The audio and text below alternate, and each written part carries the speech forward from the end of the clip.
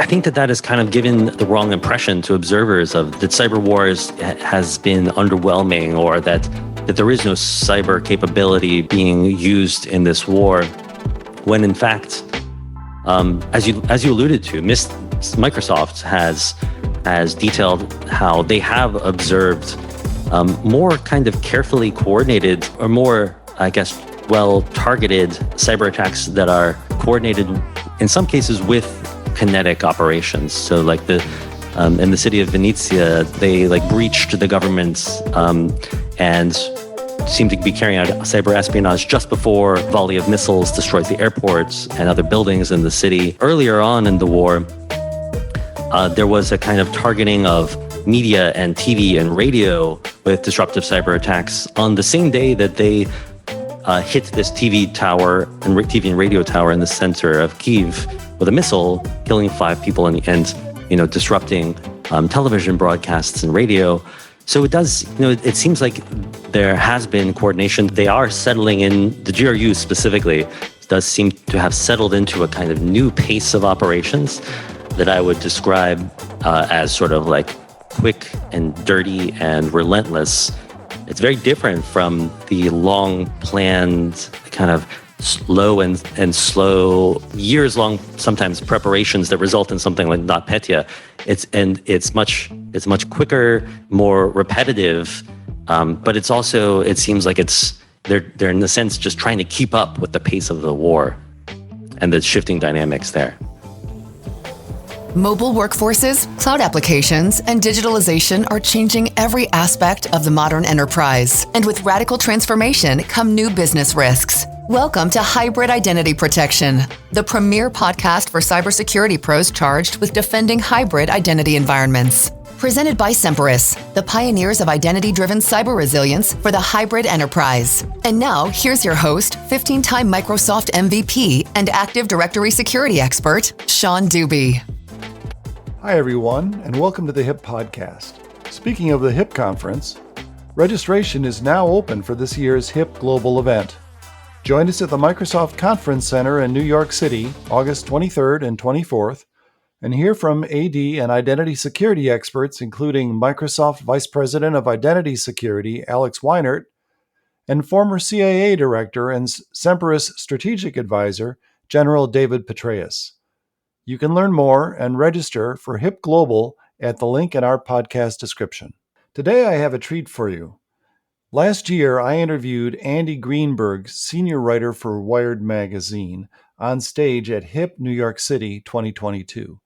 Andy is a prolific writer in the cybersecurity realm, with both articles for Wired magazines and his own books, such as Sandworm and his latest, Tracers in the Dark.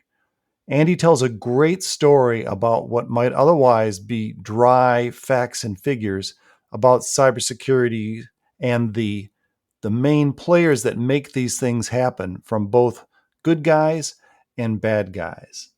So enjoy.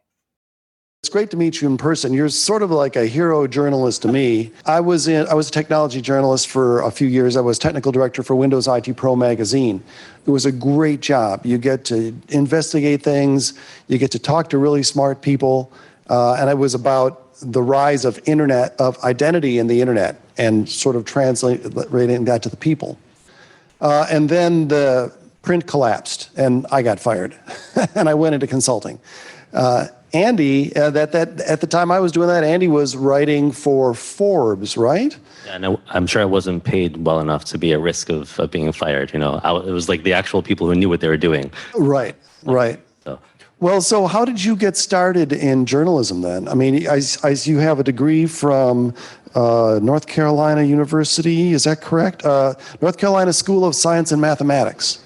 That was the high school that I went to, actually, the sort of like state-run boarding school for like science and math that I went to when I was when I was 16, and then I went off I went to college at a liberal arts school, Haverford College, where I studied a bunch of relatively useless things like philosophy and music, and I did learn Mandarin there and studied abroad in China. And so I thought that I Well, I don't know. I was just like this freewheeling idiot, as many college students are, and thought that I just could go to China and become a journalist, and maybe this would be a way to just continue to just learn and explore for the rest of my life. And I didn't really have any ambition of being like a writer, but I thought maybe being a reporter is just a way to use the fact that I can like put a sentence together and just have this really interesting career that's all about curiosity.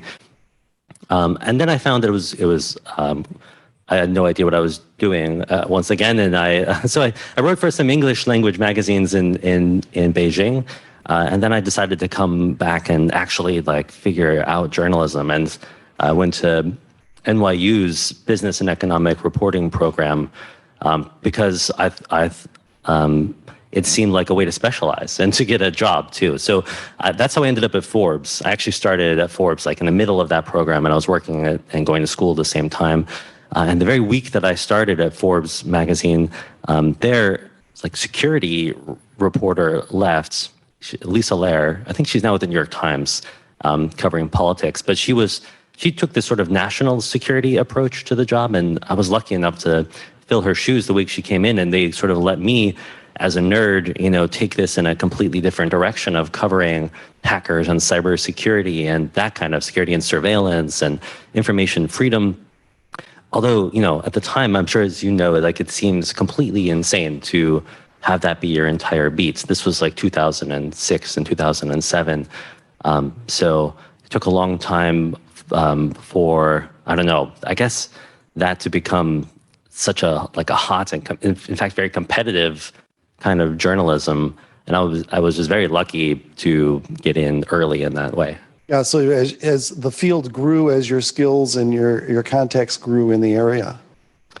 Yeah, I mean, today it's just like talking to the CEO of Semperis outside. It's amazing to hear that the last time that I saw him, the company had 30 people, and now it has 350, and that is such a common story. The explosion of this industry is just like an incredible wave to ride as a journalist. And unfortunately, the catastrophic, disastrous cyber attacks too that are the subject of Sandworm and the crime waves that have come as well with that are the subject of this, in some ways, this new book.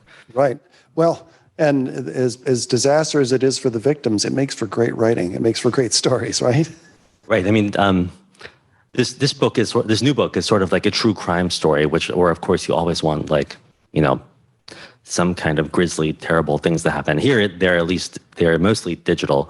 Sandworm was a detective story that kind of becomes a disaster story, as I put it, and the disaster was very real and remains I would say the biggest disaster story in the history of cybersecurity. Thankfully, that remains true a few years later. Yeah. Right. Well, so Tracers in the Dark, your brand new book. So that, as you say, it's like a detective story, but these detective stories have got outcomes, good outcomes, what we're hearing here. And so if you're not familiar, Andy has a series of book excerpts that are being published on Wired on a weekly basis, every Wednesday.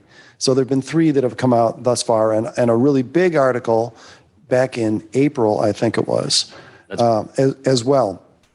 So, I mean, Traces in the Dark tells a story of a new breed of cyber investigators that have figured out how to expose activities on Bitcoin's blockchain. And therefore, in the nefarious activities that the threat actors, not the threat actors, but the bad guys thought could never be exposed. Sex, drugs, and more money than they know what to do with. But one of the key points of this, and this wasn't really obvious to me, I guess I haven't been paying attention, is that the Bitcoin blockchain technology is traceable, even though the common thinking is that it's not traceable. But agencies like the IRS Criminal Investigations, and Homeland Security are taking advantage of that breakthrough to take down criminal organizations and people that you would never, ever suspect, as you say in your book, that you would never, ever suspect.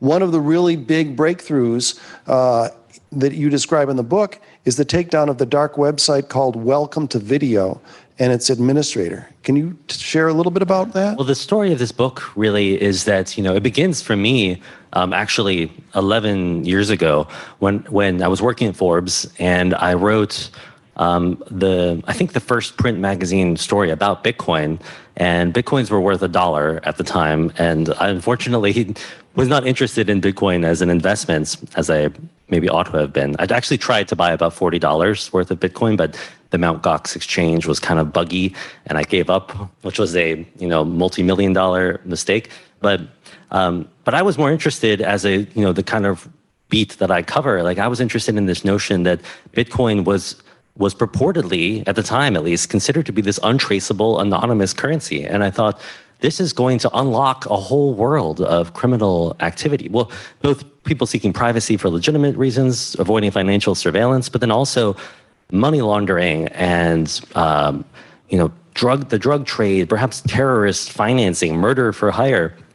And it did, in fact, do that, exactly that. It monetized this whole dark web of anonymous activity and made it possible to have like the Silk Road, a dark web market, which appeared just months after my piece about Bitcoin. But then this incredible thing happened where over the subsequent years, it turned out, and maybe people in this room smarter than me knew this, that Bitcoin was anything but untraceable. It was in fact the opposite of untraceable.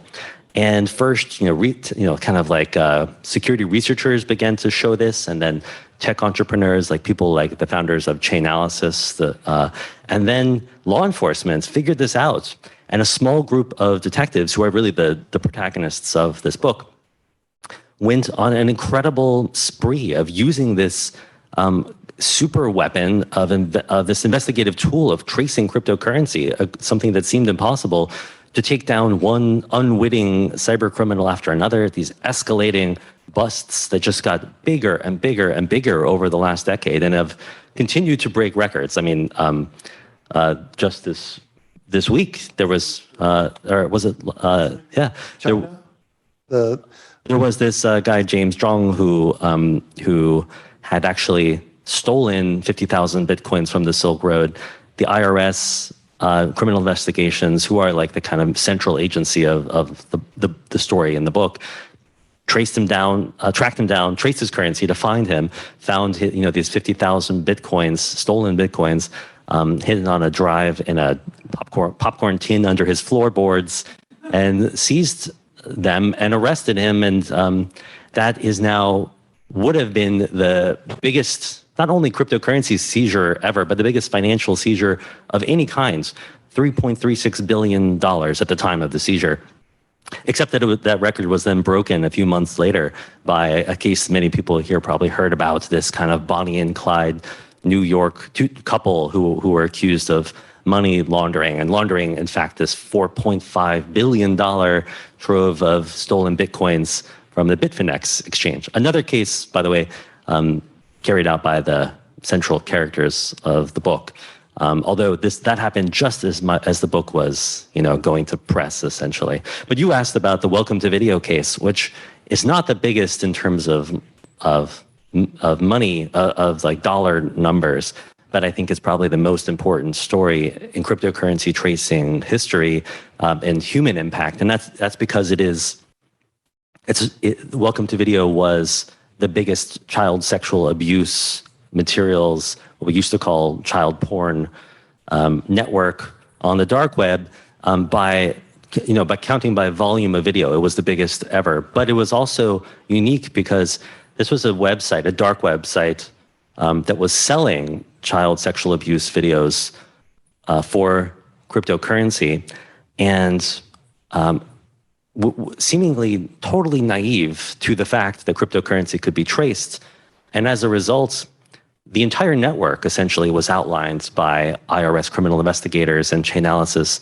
And I detail, this is like one of the stories I truly like dive deep into in the book. They were, sorry to spoil the ending, but just to give a sense of the impact, 337 people were arrested around the world, uploaders and downloaders and hands-on abusers of children, The administrator was arrested in Korea, of the creator of the site, and 23 children were rescued as a result of this. I mean, that's a kind of impact that's, that's what makes it kind of maybe in some sense the climax of the book in terms of storytelling, but also just, there's no better proof of the power of cryptocurrency tracing and the kind of incredible drama that comes from that knowledge gap between the cat and the mice and that cat and mouse game. Yeah, and actually to tie in maybe a little bit to Ben's presentation just before this, when you read about it, you see the sense of urgency of time against that, because they realize that every day that they weren't able to take down and apprehend people, children could be getting abused. Yeah, I mean, exactly. Once, the kind of remarkable thing about that case is that it was carried out by IRS criminal investigators who have this reputation in law enforcement.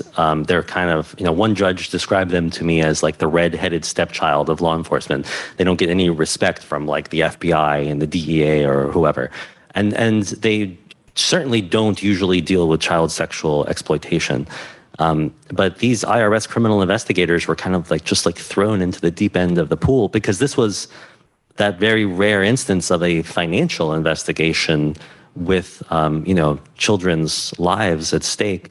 And they had no preparation for this. They never had any sort of training to be exposed to these horrifying videos, which I, of course, was not even legally allowed to see. But I spoke to them about this experience, and the pressure of that and the stakes and what they had seen, I think, for all of them kind of changed them forever and changed their notion about what human beings are capable of. Right. And was this the Fresno office that started that, or was that was the Alphabay? Yeah, that's the Alphabay case. Okay, so let's talk about Alphabay then. So Alphabay was about money and about drugs. And about an administrator named Alexander Kazes. Kaz, yeah. Kaz, yeah. I would say he was French-Canadian. So French-Canadian, Lamborghini driving French-Canadian in Bangkok. So tell us a little bit about Alphabay. Yeah, well, Alphabay was the biggest dark web drug and crime market of all time that was busted in 2017. I saw this news at the time and was amazed to see that at the same time that Alphabay was taken down and its administrator, its creator, Alexander Kaz, jailed in Thailand, the Department of Justice also announced that the Dutch police had simultaneously taken over the second largest dark web market of all time, called Hansa, and were running it undercover so that all of the refugees from Alphabay, when it was shut down, were flooded into Hansa and were surveilled and identified by the thousands.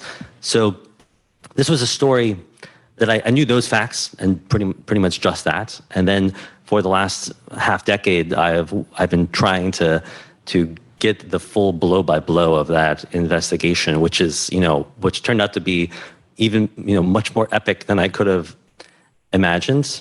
And amazingly, the thing that really worked out about it was that just as I kind of had this, for me, it was a kind of a slow motion epiphany that cryptocurrency tracing was at the center of so many cases, and that it was possible to trace cryptocurrency and that had been used again and again. I also learned first from Chainalysis, truly, that cryptocurrency tracing had been the crucial kind of forensics that had confirmed the identity of the creator of Alphabay, this mysterious figure named Alpha 02, and shown that it was Alexander Kaz, this guy in Bangkok. In that case, he had made a mistake in the very first days of Alphabay online. If you registered for the user forum, in the metadata of the welcome email, there was his email address, pimp_alex91@hotmail.com. So that was the first way that they learned his name. But even then, that's not enough, for an indictment. And the prosecutors in Fresno, as you said, this kind of unlikely place to be taking on this massive case, asked each other, what if we're being set up? How do we know that leak which came to them through a tip, that this maybe the tipster is trying to set up this guy, framing him. They needed something more solid, and it was only through some really, in this case, actually like very innovative cryptocurrency techniques that they were able to trace his money flows and show that he had cashed out one sort of outflow of profits from Alphabet after another in accounts in his own name, his wife's name, truly, I think, like sort of nailing down that evidence and proving his identity, and leading to this like kind of epic sting operation to arrest him in Bangkok, which was its own challenge because unlike really the people in Welcome to Video, he did actually some very smart things about trying to obfuscate his cryptocurrency trails. Tracing his money was not simple or easy, but also he had learned from the case of the Silk Road, the first real dark web drug market, that you have to take serious operational security measures if you're the creator of one of these sites. And he had like full disk encryption on his laptop, never opened it outside of his home, which is in behind like a wall in a neighborhood and on the outskirts of Bangkok. And so getting to that laptop in an open, vulnerable state turned out to be this kind of very dramatic law enforcement challenge. I don't know if I should spoil that scene. No, we won't. Yeah. We won't spoil that scene. But the setup, and that was published this week in Wired. So that's as much as I know. So I can't spoil anything. Yeah, we're actually publishing. I guess the book comes out next week, but then we're serializing that whole story in Wired online, and I don't think that even next week's installment includes that scene. But it comes soon But the after. crux of what he's saying, though, is that because he had full disk encryption that scrambled it when the PC went to sleep. If you so much as close the lid, right. That just as with the administrator of the Silk Road, Ross Ulbricht, he had set his laptop up the same way, but had somewhat foolishly, he was working on it in the public library in San Francisco. So the FBI were able to assemble this somewhat elaborate sting where they faked a fight behind him, and then somebody snatched the laptop from his hands. But Alexander Kaz was aware of that. I mean, we all were by 2017. So he was much more careful, and the sting operation therefore had to be that much more elaborate. Right. So they had to get the laptop away from him with it open, or they lost it, basically. Exactly. If he just in his house suspected anything, this is like a movie plot, and closed the lid of the laptop, then they would have been screwed. Essentially, like they would not have been able to get him kind of red-handed. Right. So fascinating, and we will know the answers to this shortly because there are books out there. So let's shift a little bit. And you're famous in the cybersecurity industry for being the reporter that really explained the details of NotPetya and what all NotPetya was about. And anyone that works with me knows I'm a student of NotPetya, and I'm always looking for the minutia of the experience because it's such a fantastic story. And you can, being able to talk about a lowly Nigerian system administrator with hard drives in his backpack on a Gulfstream for Maersk's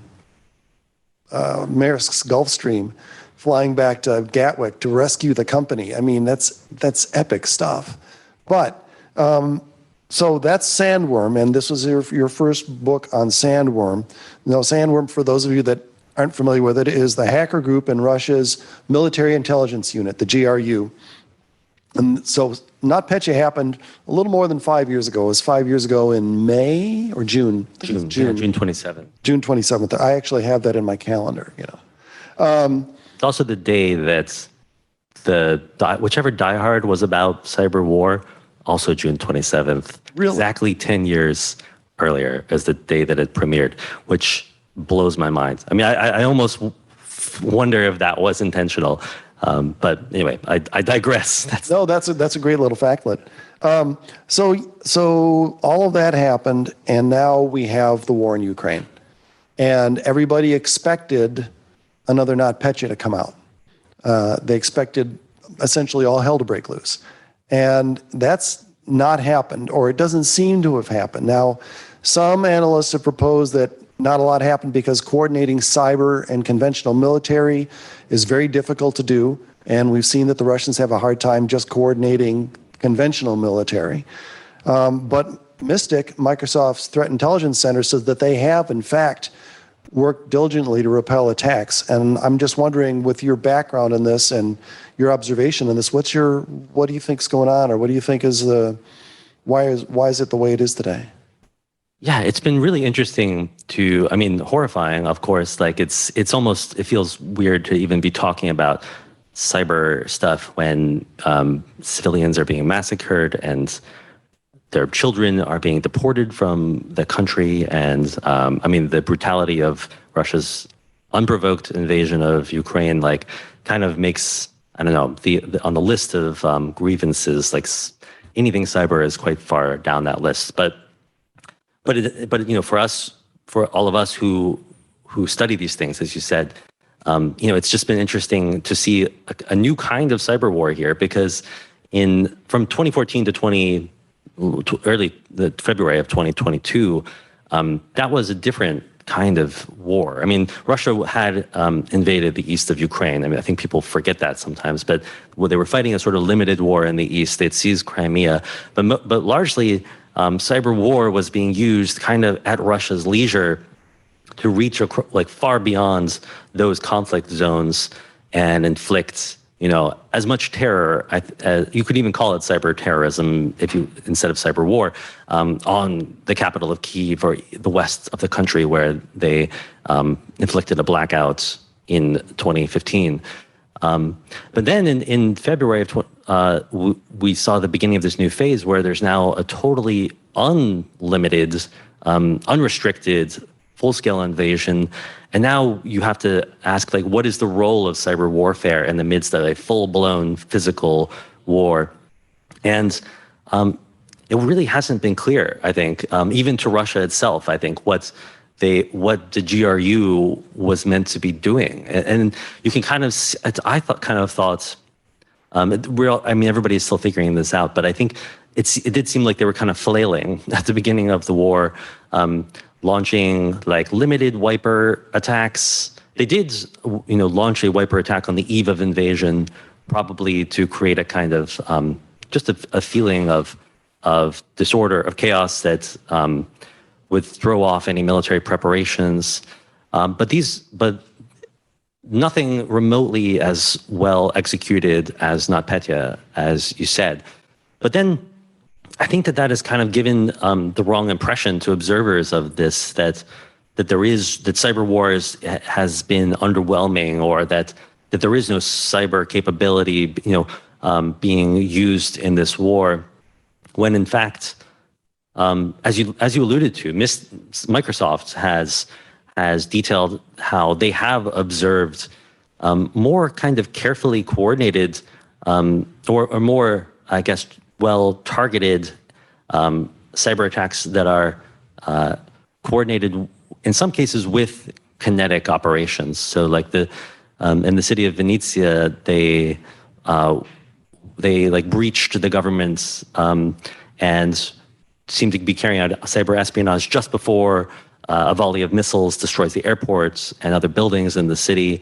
And earlier on in the war, there was a kind of targeting of media and TV and radio with disruptive cyber attacks on the same day that they hit this TV tower and TV and radio tower in the center of Kyiv with a missile, killing 5 people and disrupting television broadcasts and radio. So it does, it seems like there has been coordination. There's actually, I can't talk about all this yet, but there's a story we're publishing tomorrow based on new research that shows that I think that they are settling in, the GRU specifically does seem to have settled into a kind of new pace of operations that I would describe as sort of quick and dirty and relentless. It's very different from the long planned kind of slow and slow years long sometimes preparations that result in something like NotPetya. It's much quicker. It's more repetitive, But it's also, it seems like they're in a sense just trying to keep up with the pace of the war and the shifting dynamics there. And you believe that they're still going to continue to be focused on Ukraine and Ukraine infrastructure? It seems like Russia has its hands full with Ukraine and will for a while. It actually like seems, with in the story of Sandworm, the threat was always, will they use the things that they're experimenting with in Ukraine around somewhere else in the world? Eventually that nightmare comes to pass very directly with NotPetya, perhaps by accident, perhaps purposefully. People still debate whether NotPetya's spread beyond Ukraine's borders was what caused that. It caused that $10 billion in damage globally or more. But then also very intentionally against the Pyeongchang Olympic Games, where they used the Olympic destroyer to carry out a destructive cyber attack during the opening ceremonies of the games. I mean, that's something people forget. I think that was certainly intentional and very just like, kind of typical aggrieved servants of this dictator whose ego was bruised by doping allegations. But it now seems like I don't know. It does seem like the GRU, this military intelligence agency, Russia's focus in general is just all on Ukraine, because it's become almost an existential conflict for the Kremlin too, which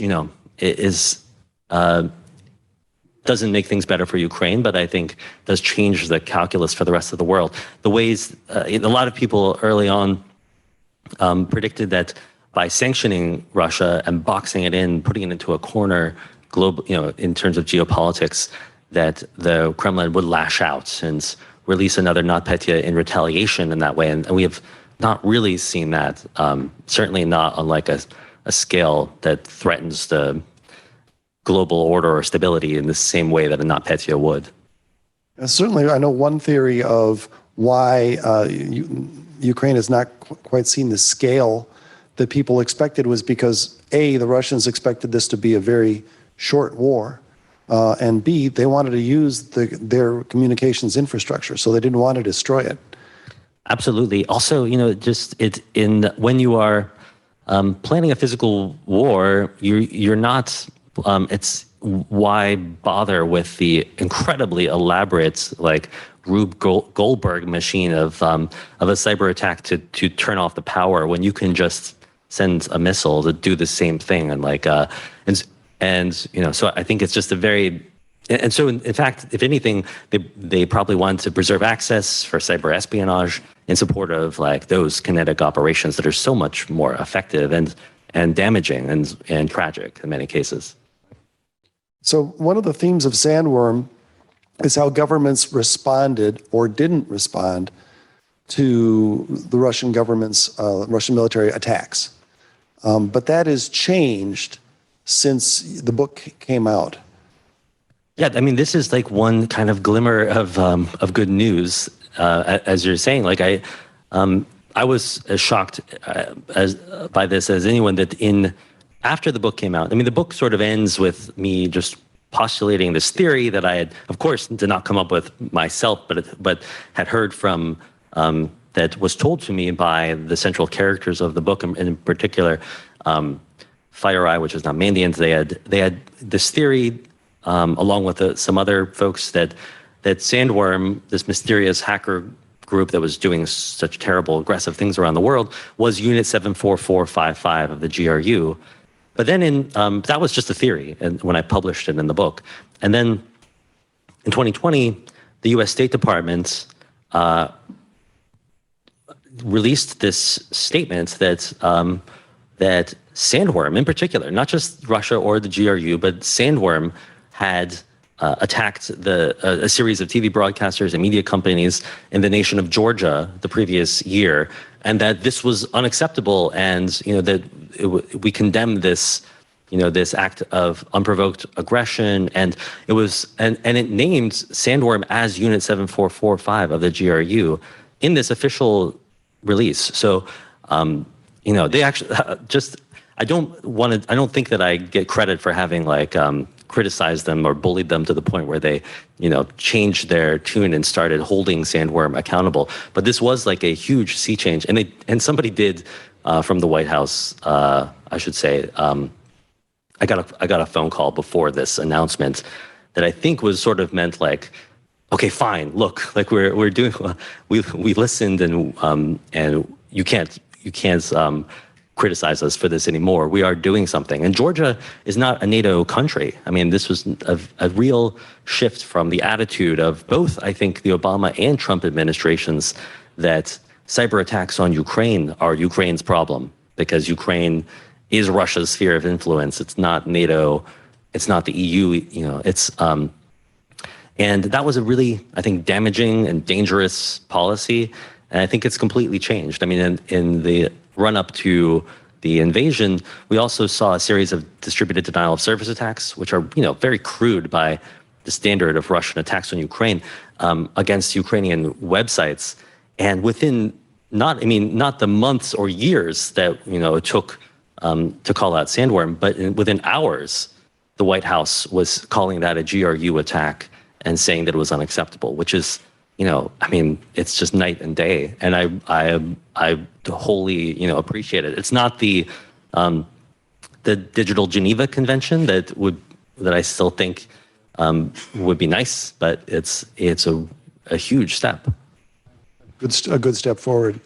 So if anyone in the audience has any questions they'd like to pose to Andy, and any burning questions up, Gil's got a question. Does we have another mic here by any chance? Anyone?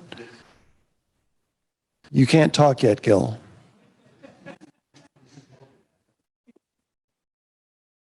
It's terrible to sit here and not talk.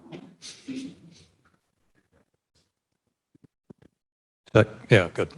So you called this sort of a true crime story, and it really sounds like that, like some film noir kind of book that you might have read from the 50s, an LA crime. Yeah, LA crime or New York crime families. I had two questions in that area. One is, do you see more parallels between sort of the traditional gangster crime and what we're seeing in the cyber world today? And do you see, is it plausible to consider a Blade Runner style movie along those lines?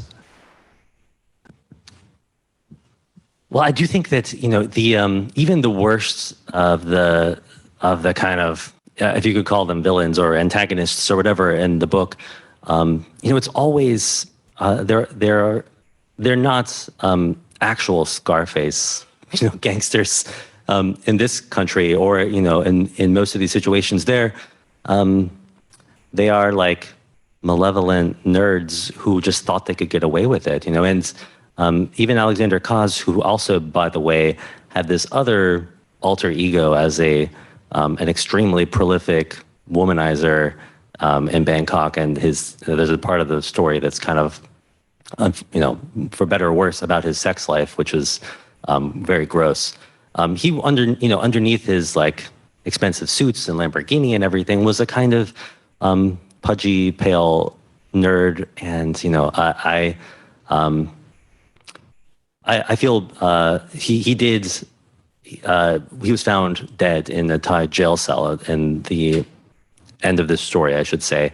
And I feel, bad, like criticizing someone who, speaking ill of the dead, essentially. But nobody, I won't get into like whether he was murdered or committed suicide, which is what law enforcement says.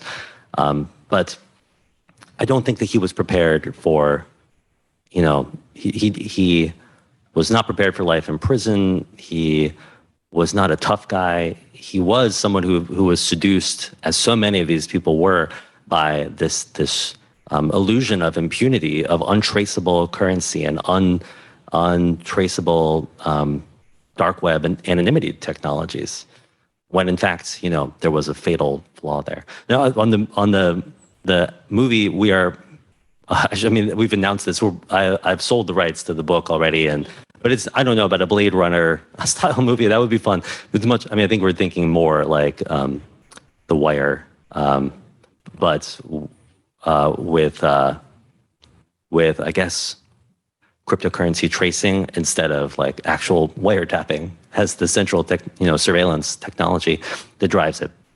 Yeah. Yeah, so Andy mentions chain analysis and reactor in there, and so that's the company and the software that is used to crack the blockchain on there, right?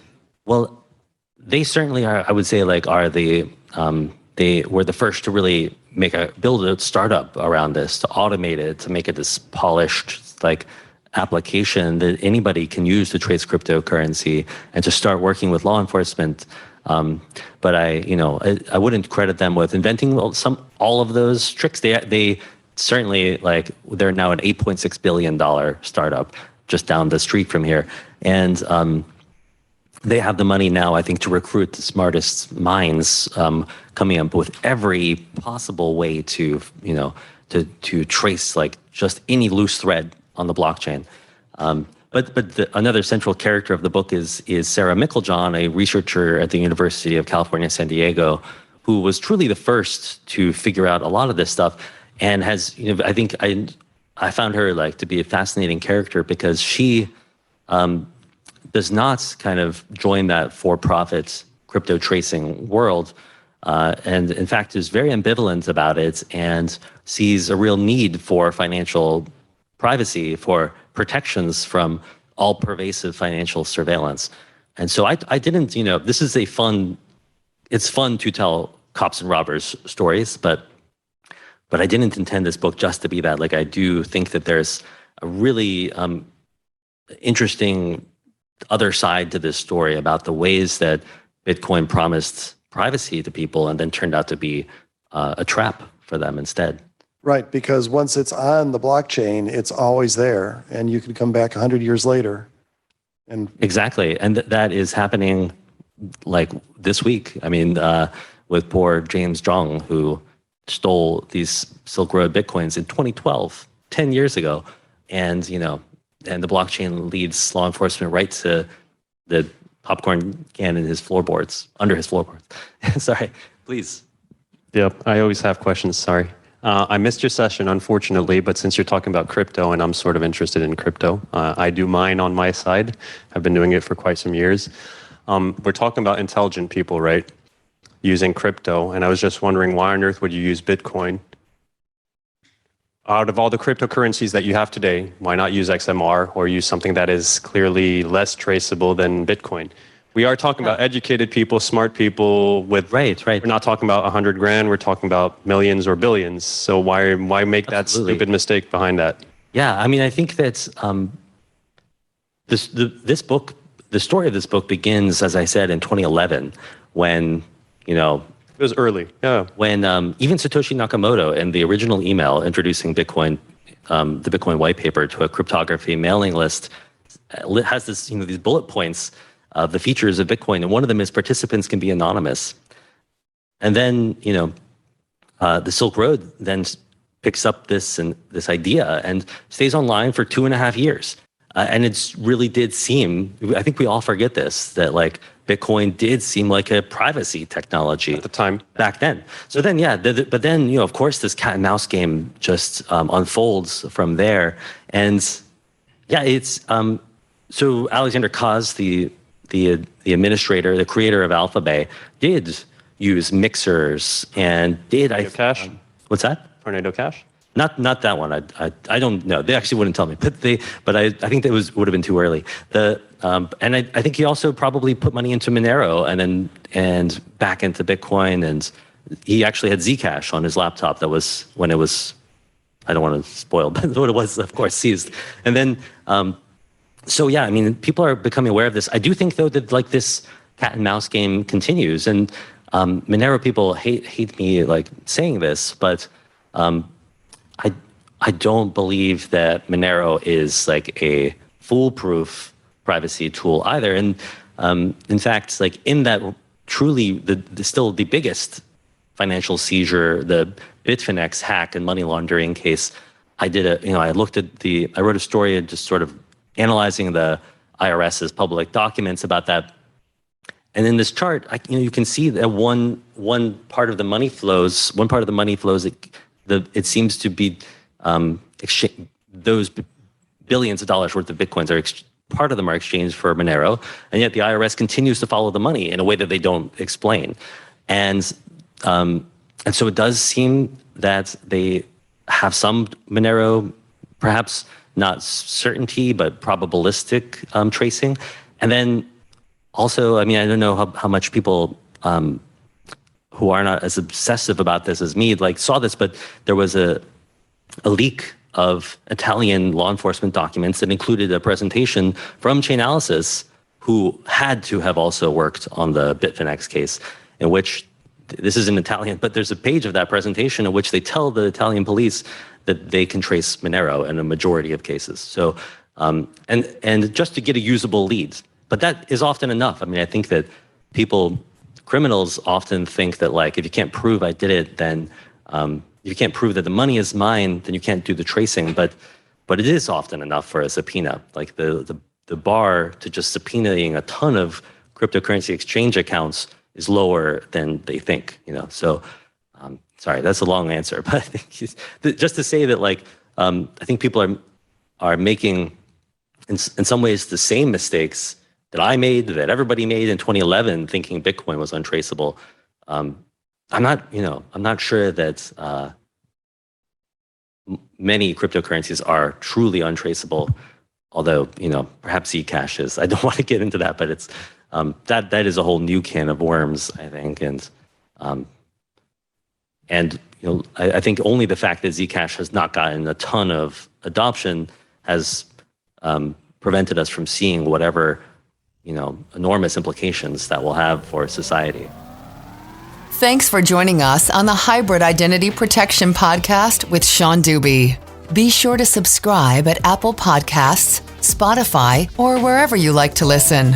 Visit hipconf.com, that's HIPCONF.com, to learn about upcoming events, view expert presentations, and take part in the conversation.